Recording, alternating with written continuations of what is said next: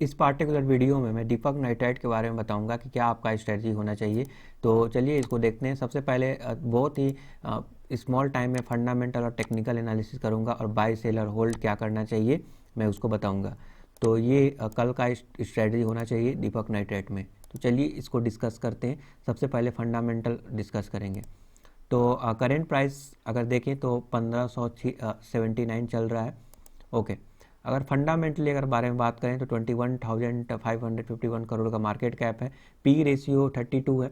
अभी भी मुझे लगता है कि अच्छा वैल्यू पे वैल्यू बाइंग बनता है दीपक नाइट्राइट में। प्रॉफिट ग्रोथ बेहतरीन है।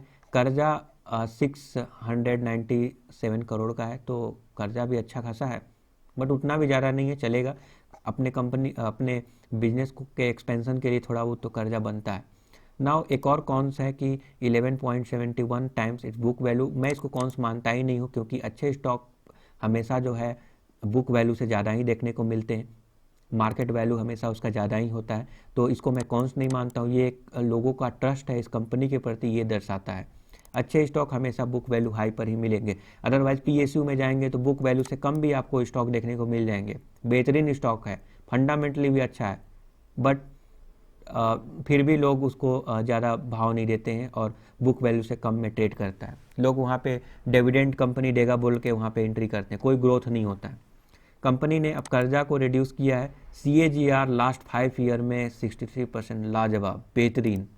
इतना CAGR कोई दे सकता है क्या? आप भूल जाइए कि कंपनी का स्टॉक का प्राइस इंक्रीज हो रहा है। कंपनी का सेल्स प्रॉफिट देखे ग्राउंड लेवल में 5 ईयर तक 63% का ग्रोथ मेंटेन कर पाना, ये बहुत बेहतरीन है। ठीक है, बहुत ही शानदार है।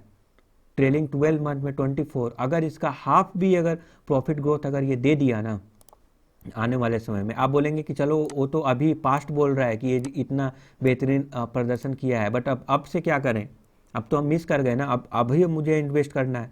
तो पास्ट ये दर्शाता है कि अभी भी कंटिन्यू रह सकता है। बट मान लीजिए कि इसका ग्रोथ आधा हो गया, 63 की जगह पे 30 हो गया। अगर 30% के रफ्तार से भी अगर ग्रोथ अगर कर गया, तब भी आपको मल्टीबैगर बना सकता है। आप 30% के अगर इन आइडियल सिचुएशन ये होता है कि 30% के हिसाब से अगर कंपनी कंपाउंडेड प्रॉफिट ग्रोथ अगर इंक्रीज होगा, तो आपका स्टॉक का प्राइस भी 30% इंक्रीज होना चाहिए। मान लीजिए मिनिमम भी लेंगे ना कंजर्वेटिव माइंड से भी, तब भी 15% का ग्रोथ मुझे नजर आ रहा है। बेहतरीन है, लाजवाब। 15% का भी अगर CAGR दे दिया तब भी बेहतरीन है। लोग पैसा गवाते हैं स्टॉक मार्केट में, ये तो ग्राउंड लेवल पे इतना बेहतरीन प्रदर्शन कर रहा है। नाउ स्टॉक का पी भी ज़्यादा, वैल्यूएशन भी ज़्यादा नहीं है।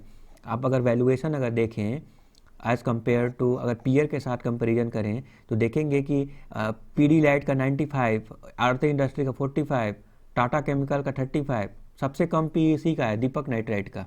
क्या लाजवाब! मतलब बहुत सारे एंगल से मैं बोलूं तो ये सुपर सॉलिड लगता है। स्टॉक CAGR देख सकते हैं, ये तो इतना बेहतरीन है, पूछिए भी मत। इसको मैं क्या ही डिस्कस करूँ। 57% 10 ईयर तक मेंटेन कर पाना बहुत बेहतरीन है, बहुत लाजवाब है। तो ये स्टॉक मल्टीबैगर स्टॉक है और आने वाले समय में मल्टीबैगर बनाने की कैपेबिलिटी रखता है। बहुत ही बेहतरीन स्टॉक है, फंडामेंटली सुपर सॉलिड स्टॉक है। टेक्निकल्स क्या बोलते हैं? टेक्निकल्स के बारे में बात करें तो देख सकते हैं इसको सपोर्ट लेकर ऊपर जा रहा है। अभी भी ये ओवर बोट जोन में नहीं गया है, अभी भी वैल्यू बाइंग बनता है। इस टाइप के स्टॉक हमेशा कॉस्टली ही होते हैं, आपको ये नहीं बोलना चाहिए। मेरे हिसाब से अभी भी इन्वेस्टिंग बनता है। आप इन्वेस्टमेंट करना चाहते हैं दीपक नाइट्राइट में तो इस लेवल पर भी बाई कर सकते हैं। ठीक है, तो मेरा रिकमेंडेशन क्या हुआ, चलिए देखते हैं। इस पे बाई कर सकते हैं। लॉन्ग टर्म के हिसाब से अगर आप बाई कर रहे हैं तो कुछ चीज़ों को ध्यान में रखना पड़ेगा। इस टाइप के स्टॉक का वैल्यूएशन तो ज़्यादा है, बट किसी भी तरह का मार्केट में अगर करेक्शन अगर आता है तो कुछ चीज़ों को ध्यान में रखने की ज़रूरत है, वो है स्टॉप लॉस। स्टॉप लॉस क्या रहेगा? 1410 आपको स्टॉप लॉस रखना है। अगर इसको ब्रेक करेगा तो आप निकल जाएं। क्यों ऐसा? क्योंकि अगर जब मार्केट किसी भी तरह से अगर गिरावट आता है मार्केट में, तो आपको ये नहीं पता चलेगा इतना शानदार स्टॉक है, मैं अभी भी कैसे बेच दूं, अभी गिरावट में मैं नहीं बेचूंगा। और फिर अगर 30%, क्योंकि रिसेंटली इन्होंने ज़बरदस्त अपसाइड रैली दिखाया है, 50-60% अपसाइड गया है, तो मार्केट में करेक्शन, प्रॉफिट बुकिंग, ये सब पार्ट होते हैं, मार्केट में ये सारे चीज़ होते रहते हैं। तो आप उसमें ना फंस जाएं और शॉर्ट टर्म में आपको लॉस दिखेगा तो आप सेल करके निकल जाएंगे। आप टेंशन में आ जाएंगे कि इतना डिक्रीज हो गया, क्या करें। लोग बेहतरीन स्टॉक बोलकर मुझे high valued stock recently upper circuit लगा था फंसा दिए और खुद प्रॉफिट बुकिंग कर रहे हैं।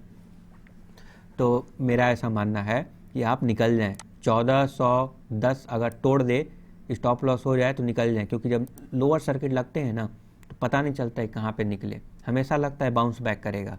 इसको आपको डिसिप्लिन होना बहुत ज़रूरी है स्टॉक मार्केट में। इमोशंस में लोग बह जाते हैं, इमोशंस में नहीं बहना। इस प्राइस रेंज पे 1410 पे मैं बोलूँगा स्टॉप लॉस लगाएं। ब्रेकआउट लेवल 1630 है।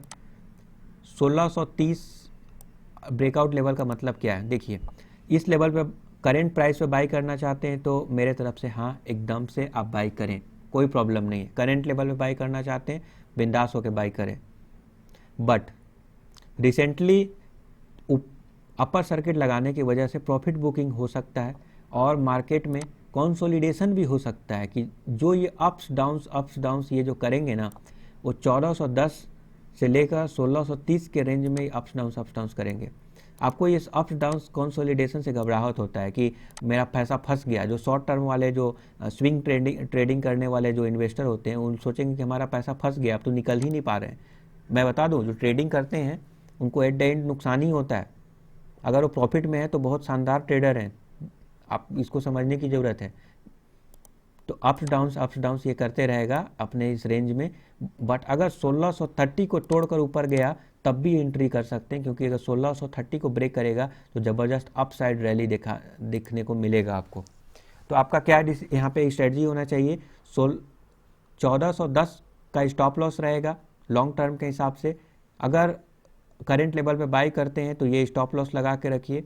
ब्रेकआउट लेवल है, अगर यहाँ पर भी अगर आपको बाई करने में डर लगता है, आप चाहते हैं कि कंसोलिडेट ना करे, ये शॉर्ट टर्म में गिरावट ना हो, तो ये ब्रेकआउट ले सकते हैं, क्योंकि जब ब्रेकआउट होगा तो ज़बरदस्त अपसाइड रैली देखने को मिलता है, तो वहाँ पे आप इंजॉय कर सकते हैं, स्विंग ट्रेडिंग का भी इंजॉयमेंट कर सकते हैं। तो ये ब्रेकआउट लेवल है।